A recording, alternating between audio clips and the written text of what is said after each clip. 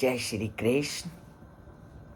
लगातार एक के बाद एक त्योहार आ रहे हैं और हर त्योहार अपने साथ एक नई सीख और मानव को एक नया संदेश देते हैं। और आज उन्हीं त्योहारों की कड़ी में शुरू होता है छठ पूजा का त्योहार, जिसमें छठ मैया की पूजा की जाती है। और वो छठ मैया कौन है, ये पूजा कैसे आरंभ हुई, ये 4 दिन के इस त्योहार में हम उसका पूरी तरह से वर्णन करेंगे। और इस त्योहार के पीछे क्या हमारी आस्था है, क्या हमारी भक्ति है, और ये त्योहार क्यों शुरू हुआ और कैसे शुरू हुआ, उन सब का वर्णन हम इन 4 दिनों में करेंगे।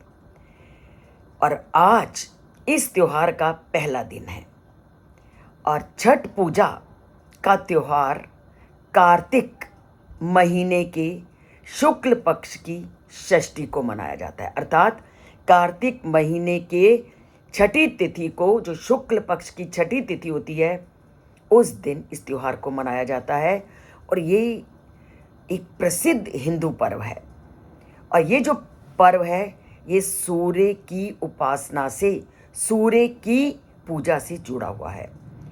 और सूर्य की उपासना को लेकर तो वैदिक काल से अनेकों सूर्य उपासना के मंत्र हमारे ग्रंथों में मिलते हैं। और इस पर्व का आरंभ भी वैदिक साहित्य से हुआ, वैदिक काल से हुआ। कैसे हुआ वो हम धीरे धीरे जानेंगे।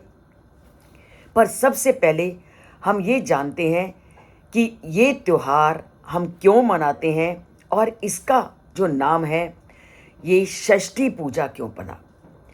और षष्ठी पूजा क्यों पड़ा, क्योंकि ये कार्तिक शुक्ल पक्ष की षष्ठी को ये व्रत किया जाता है, इसलिए इसको बोलते हैं। इसका नामकरण पड़ा षष्ठी पूजा और षष्ठी व्रत।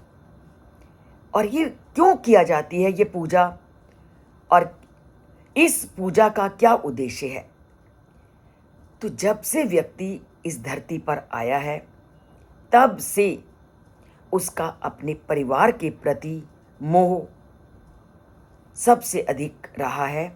और वो हमेशा यही एक इच्छा करता है कि इस धरती पर जो मेरा परिवार है वो सदा सुख से परिपूर्ण हो, सभी प्रकार की सुख समृद्धियां उसको प्राप्त हों, और जिस भी इच्छा को वो करे उसको उस इच्छा की प्राप्ति हो। तो ये जो त्योहार है, ये पूरे परिवार की सुख समृद्धि के लिए किया जाता है।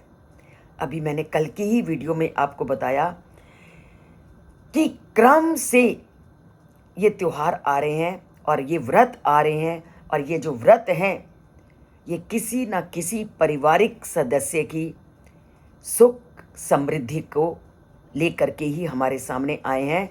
और हर व्यक्ति जब संसार में आता है तो इन सुख समृद्धि की ही कामना करता है कि मेरे परिवार का कोई भी सदस्य जब तक वो जीवित है वो कभी भी किसी दुख को प्राप्त ना करे।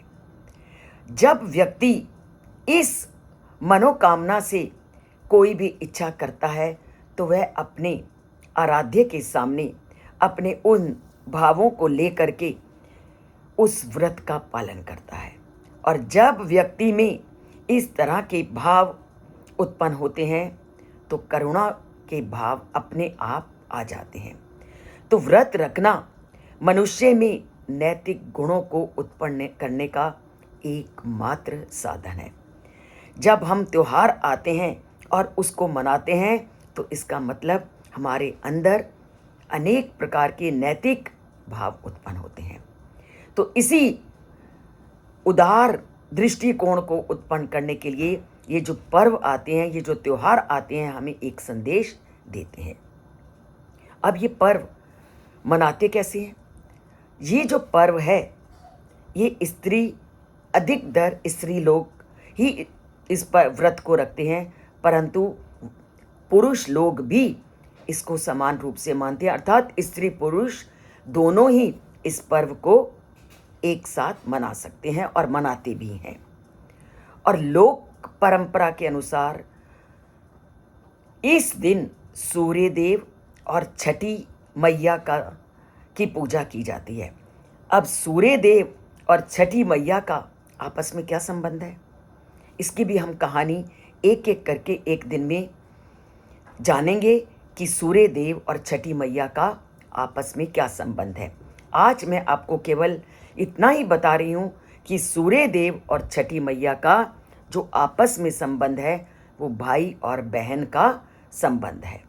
और इस दिन बहुत से लोग तो जल में खड़े होकर के सूर्य देव की आराधना करते हैं, परंतु आज के दिन नहीं, कब करते हैं वो भी हम जानेंगे। पहले दिन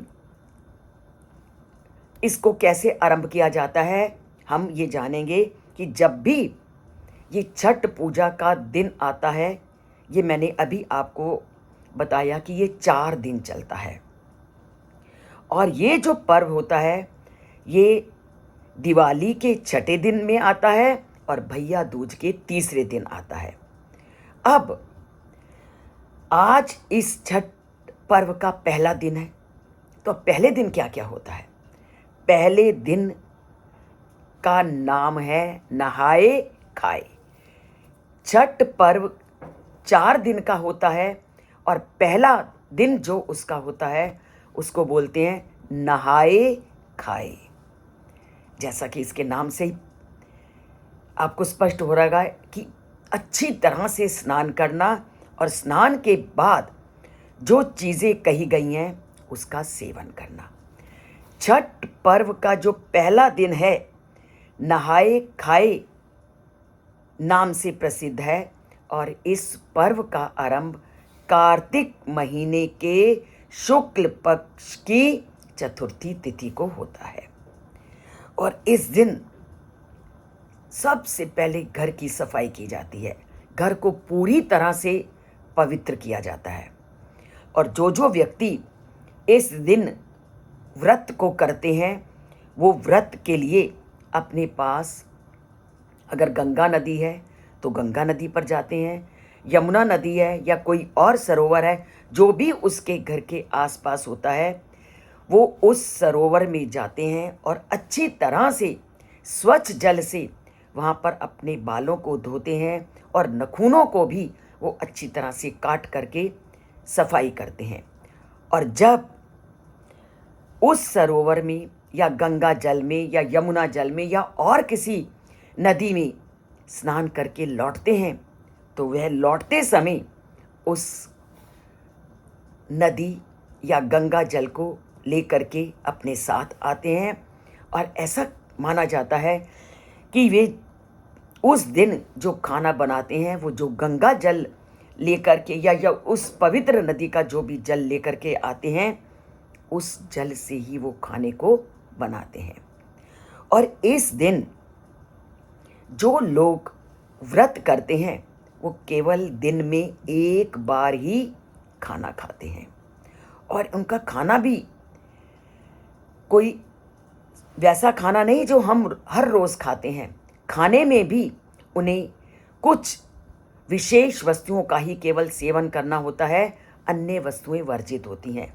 और खाने में उन्हें कौन कौन सी चीज़ें खानी होती हैं वो है कद्दू की सब्जी, मूंग, चना दाल या चावल का उपयोग करना होता है। जब जो व्यक्ति व्रत को धारण करता है तो व्रत को धारण करने वाला व्यक्ति इस दिन कद्दू की सब्जी का सेवन करता है, मूंग या चना दाल का सेवन करता है और चावल का उपयोग करता है।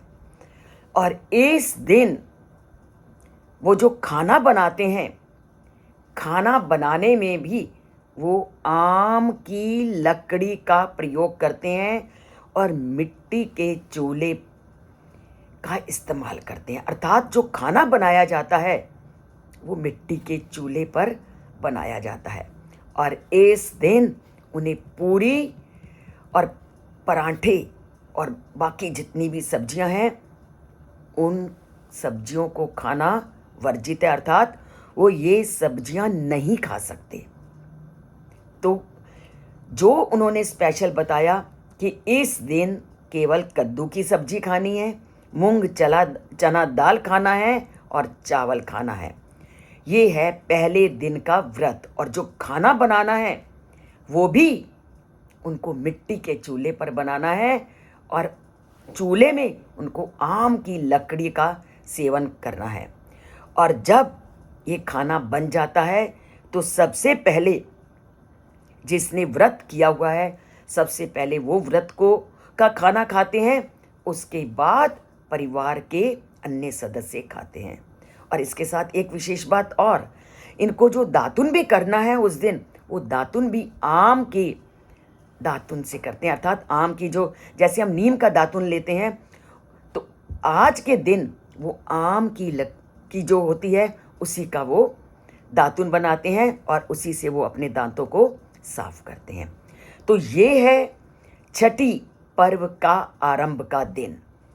और आरंभ का दिन इस तरह से आरंभ होता है और वह अपनी पूजा को आरंभ करते हैं। अब ये पर्व कैसे आरंभ हुआ, अब एक एक करके हम कल की वीडियो में जानेंगे कि इस पर्व पर हम किसकी पूजा करते हैं, ये पर्व कब आरंभ हुआ और किस किस ग्रंथों में इसका वर्णन मिलता है। और यहाँ मैं फिर कहूँगी कि इस त्योहार का संबंध भी हमारे महाभारत और रामायण से है। महाभारत और रामायण से किस प्रकार इसका संबंध है, ये हम इसका वर्णन करेंगे कल की वीडियो में।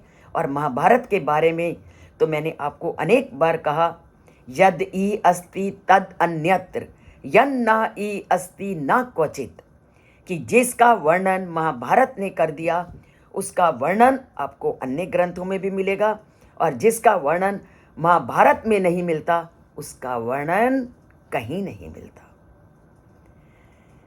तो जानते हैं अपने त्योहारों के इस महात्म्य को, इस महत्व को, और जीवन में उन त्योहार हमें क्या संदेश देते हैं उसको धारण करते हैं और परस्पर मिलकर के त्योहारों को मनाते हैं और भाईचारे की भावना को बढ़ाते हैं। तभी परिवार का, समाज का और देश का विकास निहित है। भाईचारे पर ही हमारा देश आगे की ओर बढ़ेगा। वसुदेव कुटुंब की भावना को लाना है तो अपने त्योहारों के अंदर छिपे हुए उस संदेशों को जानना है, पहचानना है और जीवन में धारण करना है।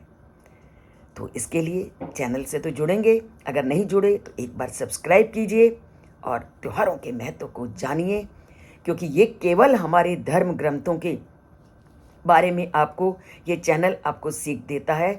और अगर अभी तक सब्सक्राइब नहीं किया तो इसको एक बार सब्सक्राइब कीजिए, और लाइक तो आपकी इच्छा पर है, एक बार या अनेक बार। जय श्री कृष्ण, जय माँ छठी।